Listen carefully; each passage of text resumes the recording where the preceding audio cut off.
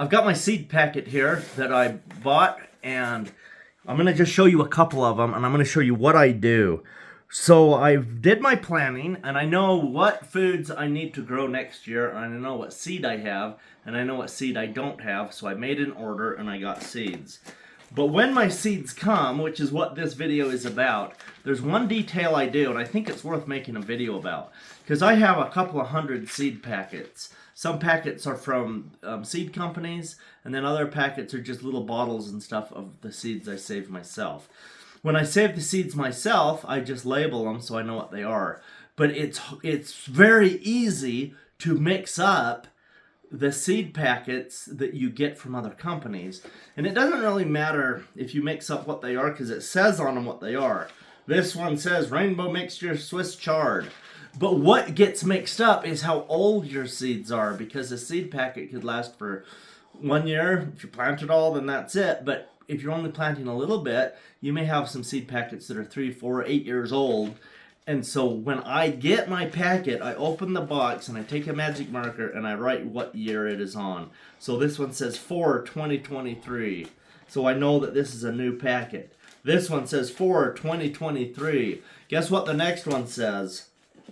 4/2023. They all say that in here because this labels which year I have grown them for. So this is not grown for, but I ordered these for, and I will be growing them for the growing season of 2023.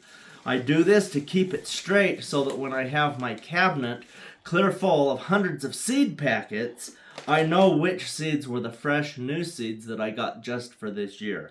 Usually it's not a huge problem, but later in the year, it becomes a problem when they're all mixed up, because then I don't know, is this the seed I just got, or is it seed that is older? Well, and an interesting side point, you have a lot of people who come and work with you as part of your 17-week course that you do during the summer. Yeah. And if you have people involved and you say, okay, go grab me the Swiss chard seed, you've got to have one that's labeled properly for, for people who are going to be working with you too. And you have kids.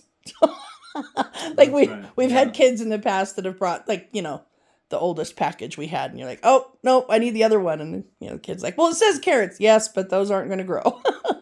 Right. And with proper management, we shouldn't even keep old seeds around that aren't going to grow anyway.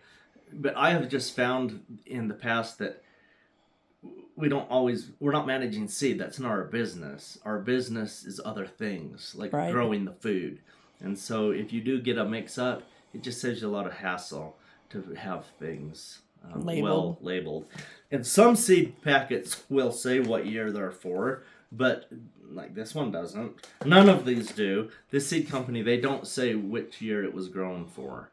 A lot of seed packets will have a date on it, but then you have to read. You're reading the entire packet. You're trying to figure it out. That saves time.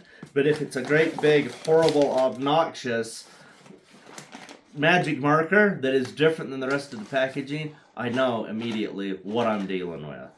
I thought that was worth making a video for because it has been a problem in the past for me, and I've never heard any other gardeners ever talk about doing this. I'm sure there are, and good for them because they're keeping things organized.